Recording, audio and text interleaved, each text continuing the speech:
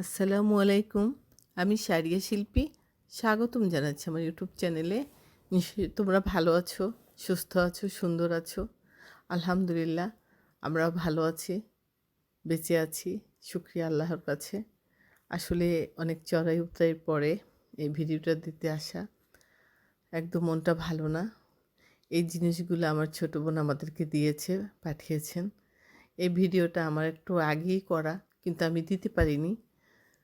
হ্যাঁ, কারণ অনেক, অনেক, অনেক দুঃখ কষ্ট আসলে গিয়েছে আমাদের আপনজন, আমাদের আ বয়োজ্যেষ্ঠ, আমার মা, আমার খালা, আমার শাশুড়ি সবই হয় তিনি। উনি আল্লাহর ডাকে সাড়া দিয়েছেন। আল্লাহর প্রিয় বান্দা হয়ে আল্লাহর মেহমান হয়েছেন। ওনার জন্য সবাই দোয়া করবেন। আ এত মনটা খারাপ, এত খারাপ মানে বুঝাতে পারব না। তার মাঝেও ওই যে বলে জীবন জীবিকা চলতে হয়, বাঁচতে হয়। সেজন্যই। আর আমরা আসলে বাসাও চেঞ্জ করতেছি। সেই অনেক দূরে আ আমার যেখানে আগারগা ছিল সেখান থেকে অনেক দূরে। সেজন্যই আমাদের আসলে একটু তাড়াহুড়া, একটু কষ্ট। নির্ঘুম রাত অনেক, অনেক কাটিয়েছি। কিন্তু এরকম রাত আর কাটাইনি। এটা পরে নাইবা বলি। আসলে আপনারা সবাই আমার শাশুড়ি মানে আমার যে খালা, বড় খালা, উনার জন্য সবাই দোয়া করবেন। উনি আমাদের মাঝে আর নেই। উনি চলে গেছেন না ফেরার দেশে।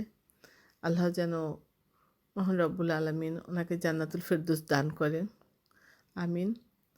আর এই তো আমি আমার কাজ সারতেছি। এইজন্য আসলে ভিডিওটা দিতে অনেক দেরি হয়েছে। বলতে ভালোই লাগে না। বলে না, খেয়েও শান্তি নেই, ঘুমায়েও শান্তি নেই, এমন একটা অস্থিরতা কাজ করে। মনটা খুব বিষণ্ণ, খুবই খারাপ, বুঝাতে পারব না। সব হারা মানুষ তো। মা-বাবা, স্বামী, সন্তান। আ ছিলেন উনি মুরুব্বি একজন। ডাক দেওয়ার মতো, বলার মতো, একটু জিজ্ঞেস করতেন। এখন তারপরে আমার দোয়ার ভান্ডার সবকিছু থেকেই আসলে নিরাশ এখন। আল্লাহ যদি আমাদের সহায় থাকে।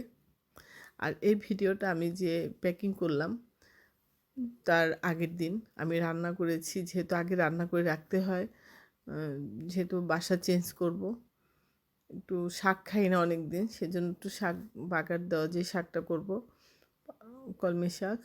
আর আমি সব নিয়েছি, শাকের কুইটা রাখছি আগের দিন তো লাল হয়ে গেছে। এজন্য ফালাতে, ফালাতে এটুক জমছে। আর কত ফালাবো?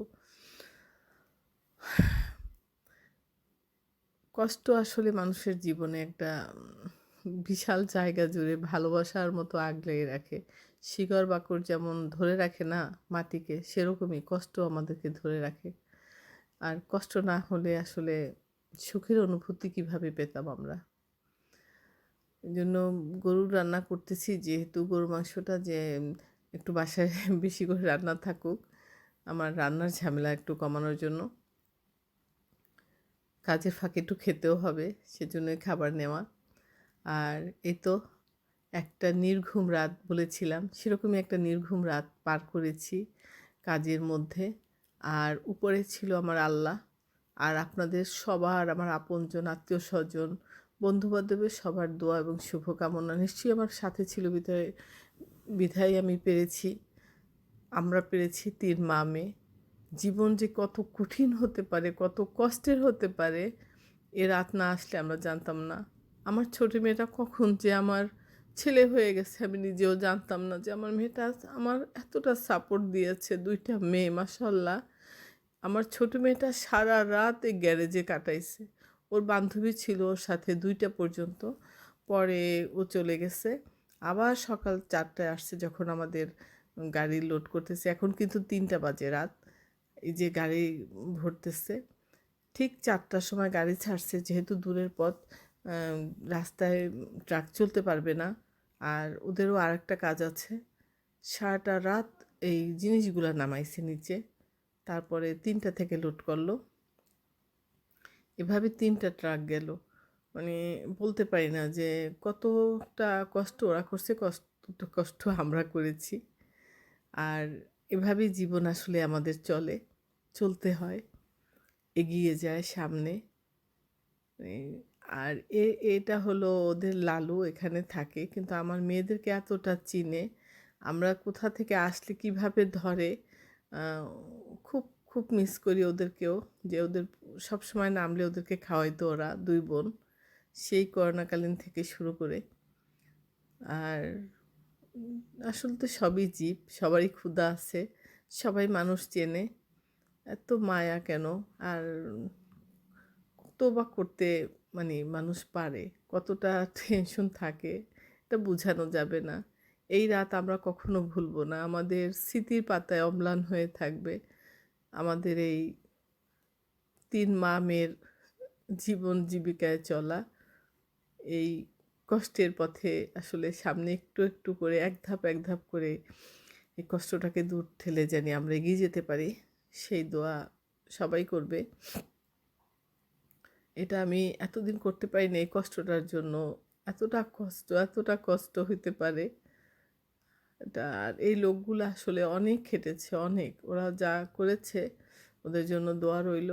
টাকাটা তো অবশ্যই কাজের পরিশ্রমের টাকা, এই পরিশ্রমের টাকা আসলে কেউ দিয়ে পারবে না আমি মনে করি।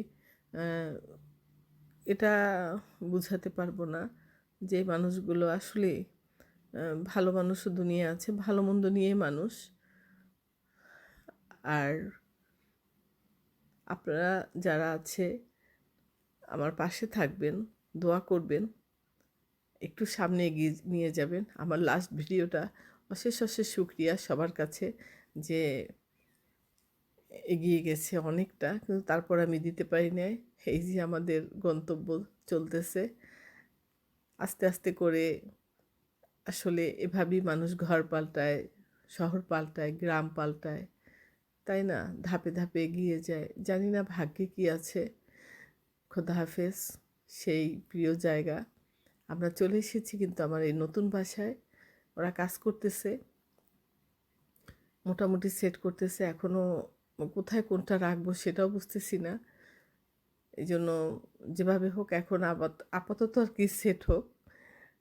সংসার তো একদিনের না, বহুদিনের সংসার, একটু একটু করে বলে না সংসার গুছানো। আসলে আমার অনেক সময় লেগেছে এই ঘরটা গুছাতে, আমার মন বসে না। আমার সেই কান্না, আমার কষ্ট, মেয়েদের কষ্ট আর পারতেছিলাম না একটা পর্যায়ে।